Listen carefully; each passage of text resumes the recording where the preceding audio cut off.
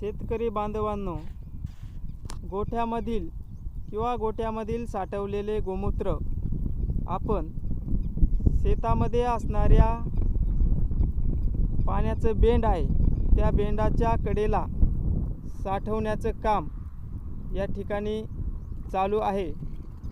आपण शेताच्या कडेला जेथून आपण पाटाचं पाणी देतो त्या पाटाच्या पाण्याच्या शेजारी आपण 100 लिटर गोमूत्र साठवलेलं आहे आणि हे गोमूत्र आपण सध्या मका आणि शेजारी असणाऱ्या बीटाच्या पिकाला सोडणार आहे आणि याआधी महिन्यापूर्वी सोडलेले आहे।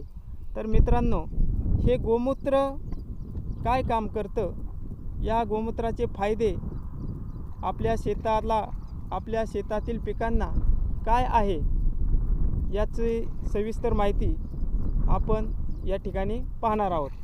तर मित्रांनो, हे गोमूत्र जर तुम्ही गावरान गाईचं पिकाला सोडलं तर त्यामध्ये जवळपास 20% नायट्रोजन असतो आणि जर्सी गाईचं जर सोडलं तर त्यामध्ये जवळपास 10 ते 12% नायट्रोजन असतो। मग आपल्या पिकाला पिकाची वाढ होण्यासाठी जी खते लागतात त्या खतामध्ये नायट्रोजन हे खत अतिशय महत्त्वाचं आहे।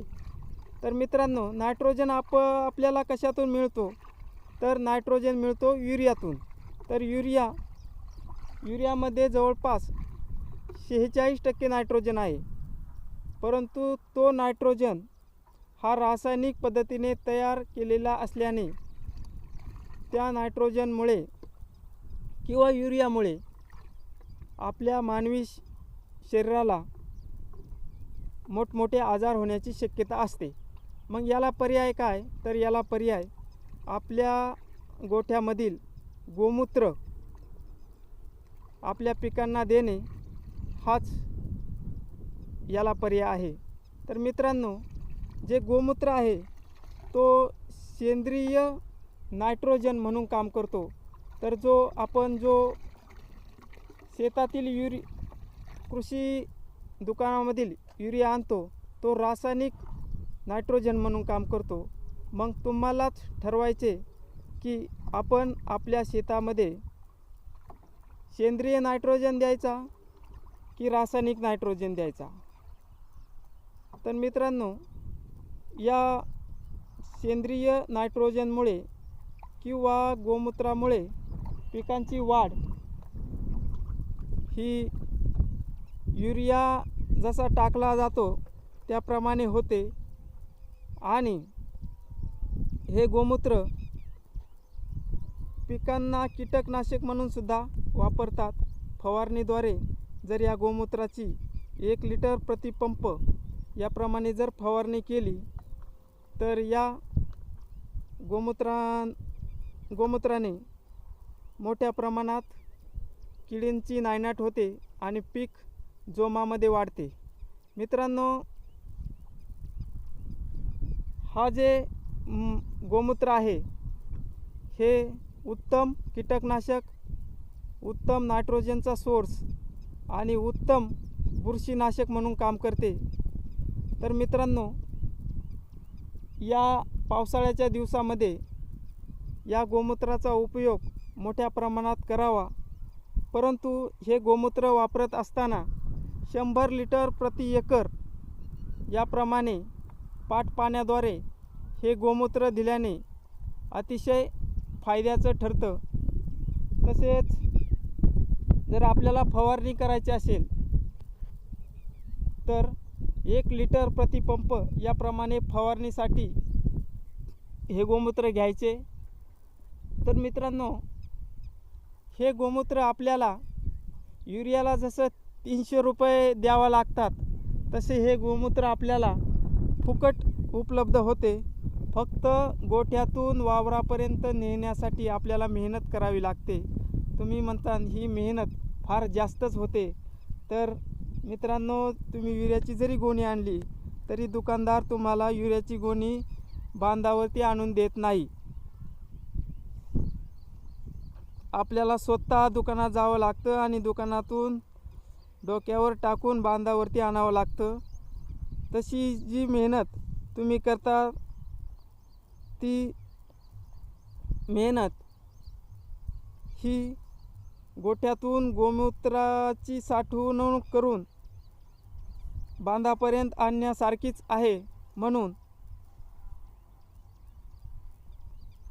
हे गोमूत्र फार शेतीसाठी अतिशय फार महत्त्वाचं आहे.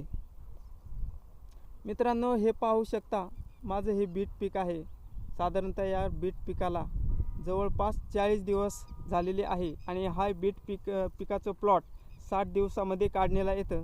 मित्रांनो, याला 1 महिन्यापूर्वी गोमूत्र सोडलं होतं. कोणताही युरिया आणि दुसरी कोणतीही रासायनिक खते टाकलेली नाही, तरी याची क्वालिटी आणि वाढ हे मोठ्या प्रमाणात झालेली आहे.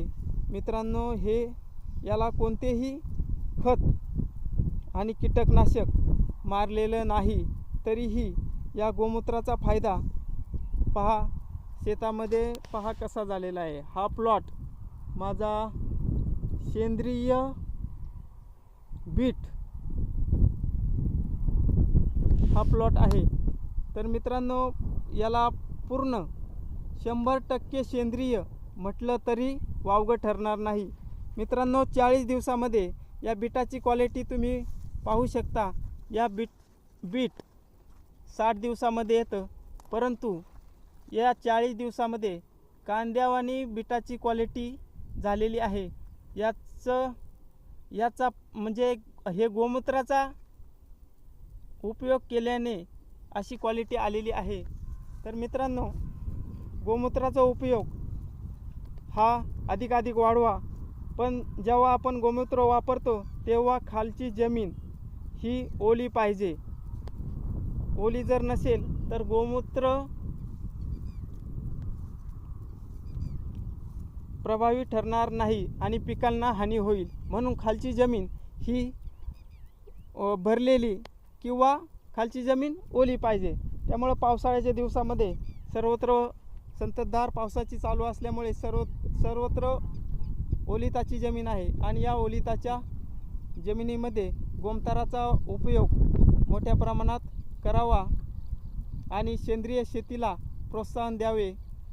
अशीच माहिती आणि नवनवीन व्हिडिओ जे सेंद्रिय शेती संबंधित आणि उत्पादन खर्च कमी करणारे आहे असे व्हिडिओ पाहण्यासाठी मालक सेंद्रिय शेती आणि शेळीपालन या आपल्या यूट्यूब चॅनलला सबस्क्राईब करा, लाईक करा आणि ज्यांना कोणाला शंका असेल त्यांनी कमेंट करा. या कमेंटचं नक्कीच उत्तर दिले जाईल. जय हिंद, जय महाराष्ट्र.